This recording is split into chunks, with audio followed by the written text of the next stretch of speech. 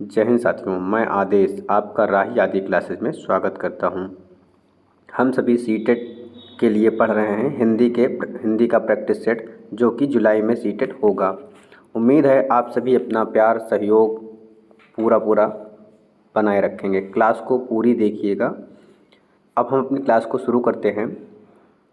क्या कहा गया है निर्देश में कि कविता को पढ़कर निम्नलिखित प्रश्नों यानी 106 से 11 तक, यानी कुल 15 क्वेश्चन हैं, 111 तक, सबसे उचित विकल्प का चयन करना है। तो इस कविता में क्या कहा गया है?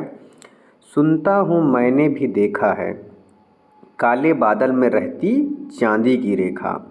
काले बादल जाति द्वेष के, काले बादल विश्व क्लेश के, काले बादल उठते पथ पर नव स्वतंत्रता के प्रवेश के। सुनता आया हूँ है देखा, काले बादल में हंसती चांदी की रेखा। उम्मीद है आप सभी इस कविता को पढ़कर ज़्यादा नहीं थोड़ा बहुत तो अर्थ निकाल ही लेंगे। अगर हम सभी थोड़ा थोड़ा अर्थ निकाल लिए तो हम क्वेश्चन को आसानी से हल कर लेंगे। अब हम चलते हैं क्वेश्चन पे। क्वेश्चन क्या कह रहा है कि काले बादल में रहती चांदी की रेखा, पंक्ति का भाव क्या है, यानी इस पंक्ति का अर्थ क्या कह रहा है। हम ऑप्शन को देखते हैं। ऑप्शन ए क्या कह रहा है? विपत्तियों के बीच आशा की किरण दिखाई देती है। दूसरा ऑप्शन है बी ऑप्शन, बादलों के टकराने से बिजली चमकती है। सी ऑप्शन, अंधेरे के बाद प्रकाश आता है। चौथा ऑप्शन डी ऑप्शन, काले बादलों में चांदी की रेखा रहती है। तो इस पंक्ति में हमें क्या कहा गया है कि विपत्तियों के बीच आशा की किरण दिखाई देती, यानी काले बादल में रहती चांदी की रेखा, यानी जब हम विपत्ति में होते हैं तो वहाँ पर आशा की कोई किरण दिखाई दे तो वही हमारा ए ऑप्शन सही हो गया, यानी इस क्वेश्चन का हमारा ए आंसर सही हो गया है। आगे हम देखते हैं अगला क्वेश्चन क्या कह रहा है कि काले बादल प्रतीक हैं डैश के, किसके प्रतीक हैं? हम देखते हैं जातिगत वैमनस्य, बी ऑप्शन है मानसून द्वारा आने वाली खुशहाली, गलत है। सी तूफान, चौथा डी गर्मी से युक्त। नहीं, काले बादल प्रतीक मतलब बोला गया है पंक्ति में जातिगत वैमनस्य से है। काले बादल जाति द्वेष के पंक्ति में बोला गया है, तो इसलिए हमारा ऑप्शन ए हो जाएगा। हम अगला क्वेश्चन देखते हैं। अगला क्वेश्चन क्या कह रहा है? काले बादल में रहती चांदी की रेखा, काले बादल में रहती चांदी की रेखा, इसमें कौन सा अलंकार है? कौन सा अलंकार है? तो इस जगह पे हमें इसमें कौन सा अलंकार है? उपमा अलंकार है। कौन सा अलंकार है? श्लेष अलंकार है यहाँ पर। क्यों? क्योंकि काले बादल के यहाँ पर कई अर्थ हैं। काले बादल में रहती चांदी की रेखा, यहाँ पर क्या हुआ कि हमें आशा की किरण दिखाई देती है। काले बादल मतलब जाति द्वेष, यहाँ पर क्या दिखाई दिया? जाति वैमनस्य, यानी विभिन्न जाति के। इसलिए यहाँ पर हमें काले बादल के जो अर्थ हैं वह कई अर्थ निकल रहे हैं, तो यहाँ पर श्लेष अलंकार हो जाएगा। अगला क्वेश्चन हम देखते हैं। अगला क्वेश्चन क्या कह रहा है कि निम्न में से बादल का पर्यायवाची शब्द नहीं है। तो हम देखते हैं कि इसमें से कौन सा बादल का पर्यायवाची शब्द नहीं है। जलद जो है यह बादल का पर्यायवाची है। पयोधर भी क्या है कि बादल का पर्यायवाची है। घन भी बादल का पर्यायवाची है। लेकिन जो जलज है यह जल में उत्पन्न होने वाले, यानी कमल के लिए होता है। तो हमारा इस क्वेश्चन का आंसर हो जाएगा डी। आगे क्वेश्चन देखते हैं क्या कह रहा है? स्वतंत्रता का विलोम क्या होगा? स्वतंत्रता का विलोम होगा परतंत्रता। हमारा ऑप्शन बी सही हो जाएगा। अगला क्वेश्चन है कवि क्या सुनने और देखने की बात करता है? बिजली को देखने की बात करता है, सुनने की नहीं। निराशा को नहीं, बादलों को नहीं। कवि क्या कहता है? आशा की किरण को देखने की बात करता है। हम अब अगला क्वेश्चन देखते हैं। अब आगे आ गया है हमारा गद्यांश। इस गद्यांश को हम पढ़ेंगे और इसके बाद हम इसके आगे क्वेश्चन करेंगे। तो गद्यांश को हम सभी जल्दी जल्दी पढ़ लेते हैं। मुझे मालूम नहीं था कि भारत में तिलोनिया नाम की भी कोई जगह है जहां हमारे देश में समसामयिक इतिहास का एक विस्मयकारी पन्ना लिखा जा रहा है। उस वक्त तक तिलोनिया के बारे में मुझे इतनी ही जानकारी थी कि वहां पर एक स्वावलंबी विकास केंद्र चल रहा है जिसे स्थानीय ग्रामवासी स्त्री पुरुष मिलजुल कर चला रहे हैं। मुझे वहां जाने का अवसर मिला। बस्ती क्या थी, कुछ पुराने और कुछ नए छोटे छोटे घरों का झुरमुट थी।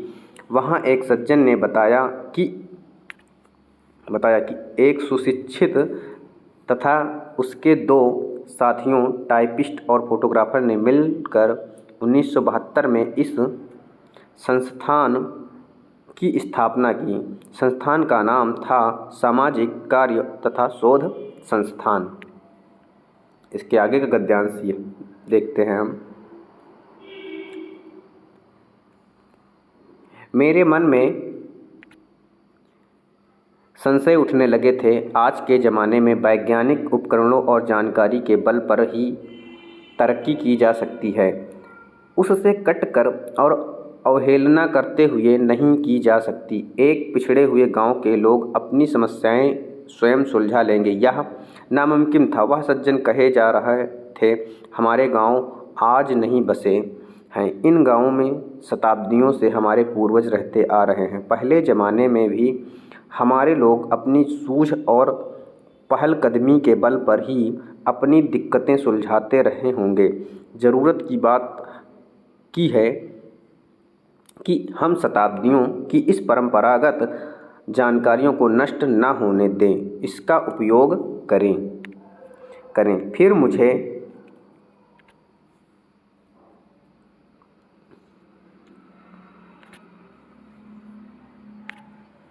क्या बोला गया है? फिर मुझे समझाते हुए बोले, हम बाहर की जानकारी से भी पूरा लाभ उठाते हैं, पर मूलतः स्वावलंबी बनना चाहते हैं। स्वावलंबी, आत्मनिर्भर। मुझे बार बार गांधी के कथन याद आ रहे थे। मैंने महात्मा गांधी का जिक्र किया तो वह बड़े उत्साह से बोले, आपने ठीक ही कहा है, यह संस्थान गांधी जी की मान्यताओं के अनुरूप ही चलता है। सादापन, कर्मठता, अनुशासन, सहभागिता, यहाँ सभी निर्णय मिलजुल कर यानी मिल बैठ कर किए जाते हैं। आत्मनिर्भरता से मतलब कि ग्रामवासियों की छिपी क्षमताओं को काम में लाया जाए और गांधी जी के अनुसार ग्रामवासी अपनी अधिकांश बुनियादी ज़रूरत की वस्तुओं का उत्पादन करें। हमारा अगला क्वेश्चन आ गया है कि सामाजिक कार्य तथा शोध संस्थान का उद्देश्य था। सामाजिक कार्य तथा शोध संस्थान का उद्देश्य था। क्या उद्देश्य था? ऑप्शन ए, उन्हें केवल अनुशासित करना, उन्हें स्वावलंबी आत्मनिर्भर बनाना, उन्हें प्राचीन परंपराओं से परिचित कराना, ग्रामवासियों को देश विदेश की जानकारी देना। तो उद्देश्य क्या था यहाँ पर कि उन्हें स्वावलंबी और आत्मनिर्भर बनाना।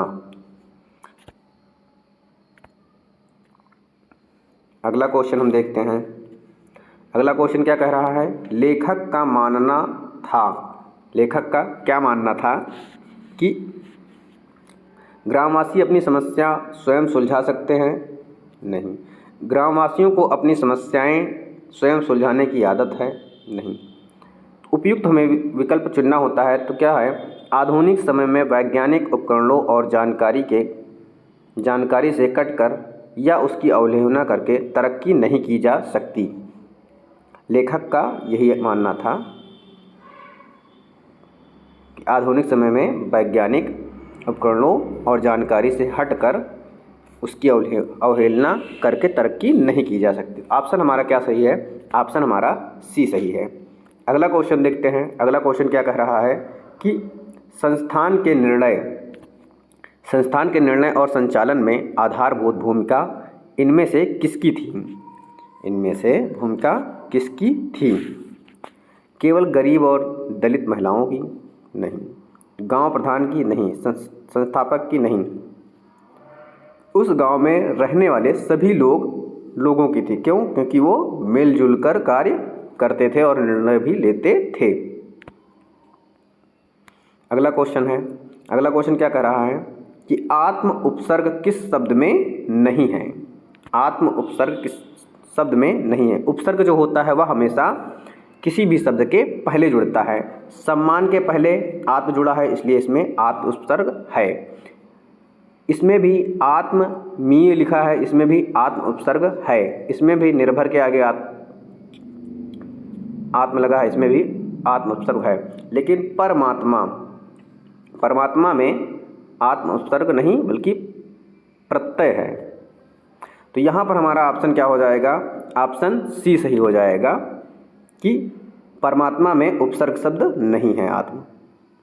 इसके बाद हम अगला क्वेश्चन देखते हैं। अगला क्वेश्चन क्या कह रहा है कि लेखक के अनुसार तिलोनिया गांव में हमारे देश के आजकल के इतिहास का विस्मयकारी पन्ना लिखा जा रहा है। इसका कारण क्या है? इसका कारण क्या है कि वहाँ एक स्वावलंबी विकास केंद्र चल रहा है। दूसरा ऑप्शन देखते हैं, वहाँ के लोग अनुदान पर आश्रित हैं। ये तो बिल्कुल गलत हो जाएगा।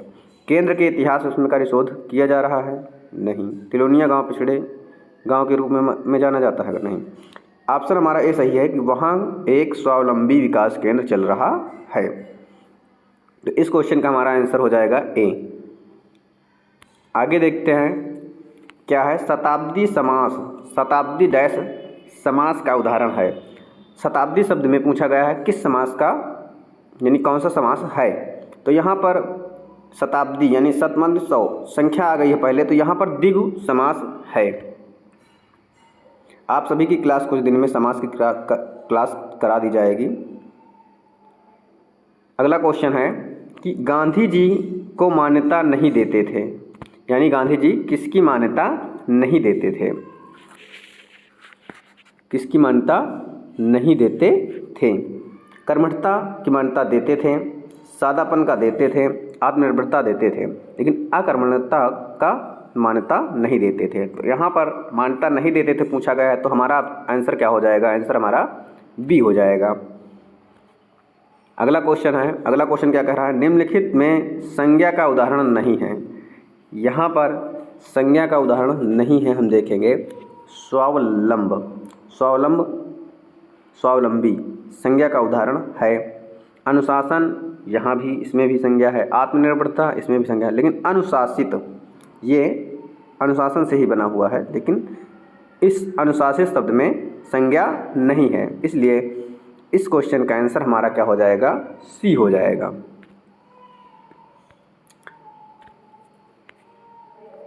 अगला क्वेश्चन क्या है कि उपयोगी का विलोम शब्द क्या होगा? उपयोगी का विलोम शब्द अनुपयोगी होगा। आप सभी की अगर समास की क्लास देखना चाहें तो मैंने पहले भी पढ़ा रखा है। समास हो गया, विलोम शब्द हो गया, पर्यायवाची हो गया, उपसर्ग हो गया, प्रत्यय हो गया। अगर आप वहाँ से पढ़ना चाहें तो पढ़ लीजिए, अन्यथा हम किसी दिन आपको समास पढ़ा देंगे छोटी छोटी क्लासों में करके।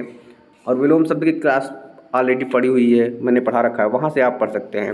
अब क्लास को लंबी ना करते हुए बस आप सबसे यही कहेंगे कि आप सभी क्लास को पूरा देखा कीजिए और अधिक से अधिक लोगों को बताइए, अधिक से अधिक लोगों को शेयर कीजिए, ताकि आप सभी मेरा भी सहयोग करें। और जब अधिक से अधिक लोग देखते हैं या लाइक करते हैं तो मुझे भी उत्साह होता है कि हाँ, लोगों को मेरी क्लास अच्छी लग रही है।